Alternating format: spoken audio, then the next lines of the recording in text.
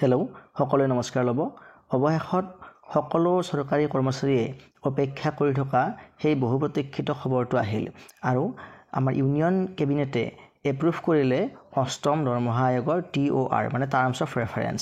আৰু যিখন কমিটিয়ে অষ্টম দৰমহা আয়োগৰ নেতৃত্ব দিব সেই কমিটিখন আজি ঘোষণা কৰা হ'ল আৰু অষ্টম দৰমহা আয়োগৰ চেয়াৰপাৰচন বা অধ্যক্ষ হিচাপে মানে নিযুক্তি দিয়া হৈছে সুপ্ৰিম কোৰ্টৰ প্ৰাক্তন জাষ্টিছ আমাৰ ৰঞ্জনা প্ৰকাশ দেশাই, তেখেতক নিযুক্তি দিয়া হৈছে। আৰু তাৰ উপৰি এগৰাকী মেম্বাৰ পুলক ঘোষ আৰু এগৰাকী মেম্বাৰ ছেক্ৰেটাৰী প্ৰকাশ জৈন। গতিকে এই তিনিগৰাকী ব্যক্তিক লৈ কমিটিখন গঠন কৰা হৈছে আৰু এইখন কমিটিয়ে এতিয়া অষ্টম দৰমহা আয়োগৰ যিখিনি মানে কাম-কাজ সেই কাম-কাজখিনি আগবঢ়াই নিব। আৰু এই যিখন কমিটি এই কমিটিখনক তেওঁলোকৰ ৰিপৰ্ট প্ৰস্তুত কৰি চৰকাৰৰ ওচৰত দাখিল কৰিবলৈ 18 মাহৰ সময় দিয়া হৈছে, within 18 months of the date of its constitution, মানে গঠন কৰাৰ পৰা 18 মাহৰ সময় দিয়া হৈছে। গতিকে এতিয়া আজিৰে পৰা যদি আমি হিচাপ কৰোঁ তেনেহ'লে এতিয়া এইটো বছৰত আমাৰ 2025 চনত আমাৰ বাকী থাকিল 2 মাহ, 26 চনৰ মানে গোটেই মাহটো বছৰটো ধৰিলে আমাৰ 12 মাহ, 12-14 মাহ হ'ল। অৰ্থাৎ আমাৰ 27 চনৰ এপ্ৰিলৰ মাহৰ মানে সময়তহে 2027 চনৰ এপ্ৰিলৰ সময়তহে এইখন কমিটিয়ে চৰকাৰৰ ওচৰত ৰিপৰ্ট দাখিল কৰিব। অৱশ্যে যদিহে সোনকালে তেওঁলোকে কৰে, খৰধৰকৈ কামখিনি কৰে তেনেহ'লে হয়তো তাতকৈ আগতে হ'ব পাৰে, কিন্তু সম্ভাৱনা কম। নৰ্মেলি 18 মাহমান সময় লাগে। আৰু যিয়ে নহওক দাখিল কৰাৰ পিছতো কিন্তু চৰকাৰে আৰু কিছু সময় লৈ ল'ব চিন্তা ভাৱনা কৰাৰ কাৰণে, বা কমিটিখনে যিখিনি পৰামৰ্শ আগবঢ়াব সেইখিনি এজ ইট ইজ মানে এপ্ৰুভ কৰিব পৰা যাব নে নাযাব সেই লৈও চৰকাৰে মানে চিন্তা চৰ্চা কৰিব। এতিয়া কোনো এখন কমিটিয়ে কোনো এখন দৰমহা আয়োগে যিখিনি পৰামৰ্শ আগবঢ়ায় আটাইখিনি পৰামৰ্শ চৰকাৰে গ্ৰহণ নকৰিবও পাৰে।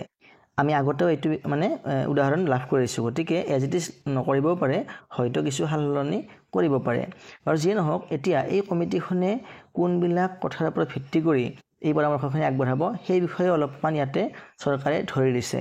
ইয়াত নাম্বাৰ 1ত দিছে যে the economic condition in the country and the need for fiscal prudence, মানে বৰ্তমান দেশখনৰ আৰ্থিক অৱস্থা কেনেকুৱা আৰু কেনেকুৱা কাম কৰি যিটো আমাৰ অৰ্থব্যৱস্থা সেইটো ঠিকমতে ৰাখিব পাৰি, সেই আটাইখিনি কথা মানে নজৰত ৰাখিব দিছে।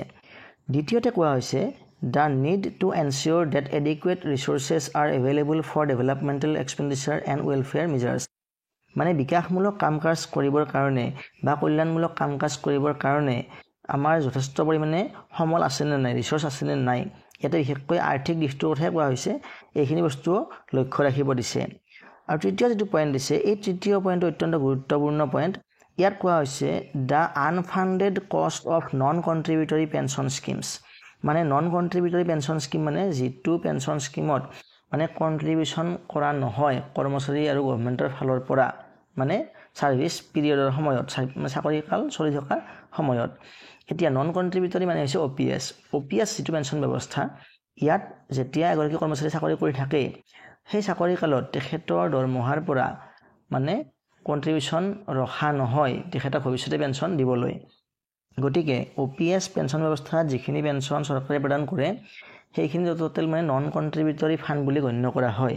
আৰু সেয়েহে চৰকাৰে OPS দিবলৈ বৰ মানে সমস্যা পায় বা অসুবিধা ভোগ কৰে।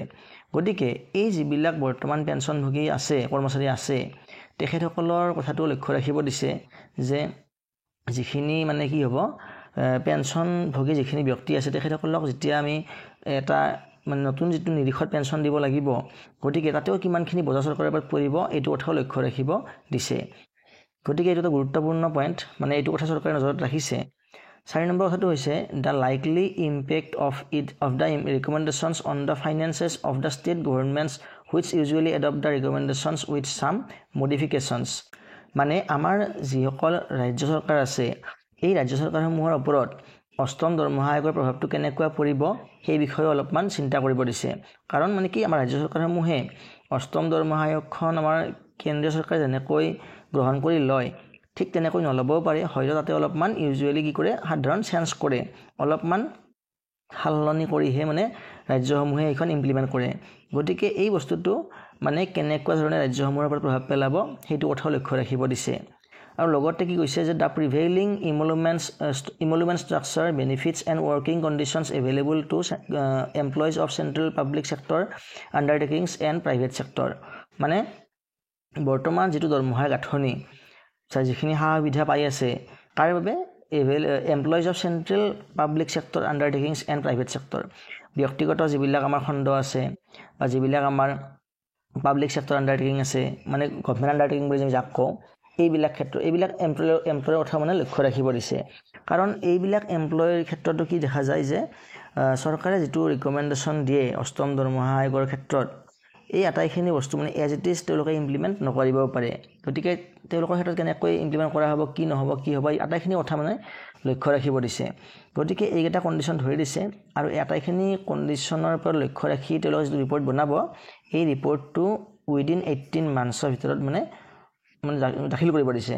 আৰু তাৰপিছত চৰকাৰে বিবেচনা কৰিব কেতিয়া কি কৰিব পৰা যায় গতিকে এতিয়া আমি এইটো ৰিপৰ্ট পোৱাৰ পিছত এইটো কথা গম পোৱাৰ পিছত আমি নিঃসন্দেহে ক'ব পাৰোঁ যে অষ্টম দৰমহা আয়োগ ইমপ্লিমেণ্ট হওঁতে 2027 মে জুন জুলাই এনেকুৱা সময় হয়তো গৈ পাব যেনেকৈ সপ্তম দৰমহা আয়োগ 2016 চনৰ 1 জানুৱাৰীৰ পৰা ইমপ্লিমেণ্ট হ'ব লাগিছিল কিন্তু ইমপ্লিমেণ্ট হওঁতে পাইছিল 2017 চনৰ 1 জানুৱাৰী আৰু ষ্টেট গভৰ্ণমেণ্টৰ কাৰণে পাইছিল 2017 চনৰ 1 এপ্ৰিল এতিয়া কিন্তু অষ্টম দৰমহা আয়োগৰ ক্ষেত্ৰত কিন্তু চেণ্ট্ৰেল গভৰ্ণমেণ্ট এমপ্লয়ৰ ক্ষেত্ৰতে কিন্তু এইটো এপ্ৰিল পাৰ হৈ যোৱাৰ সম্ভাৱনা দেখা দিছে যদিহে মানে এই কমিটিখনে খৰতকীয়াভাৱে কামখিনি নকৰে যদিহে চৰকাৰে দিয়া ডেডলাইন অনুসৰি 18 মাহতেই ৰিপৰ্ট দাখিল কৰে তেনেহ'লে কিন্তু সেয়াই হ'ব আৰু যদিহে চেণ্ট্ৰেল গভৰ্ণমেণ্টে আপোনাৰ ইমপ্লিমেণ্ট কৰে 2027 চনৰ এপ্ৰিল মাহত তেনেহ'লে ষ্টেট গভৰ্ণমেণ্টে ইমপ্লিমেণ্ট কৰোঁতে আৰু হয়তো 3-4 মাহ পিছুৱাই যাব গতিকে ইনফৰমেশ্যনটো আজিলৈ ইমানেই পৰৱৰ্তী ভিডিঅ'ত পুনৰ লগ পাম ধন্যবাদ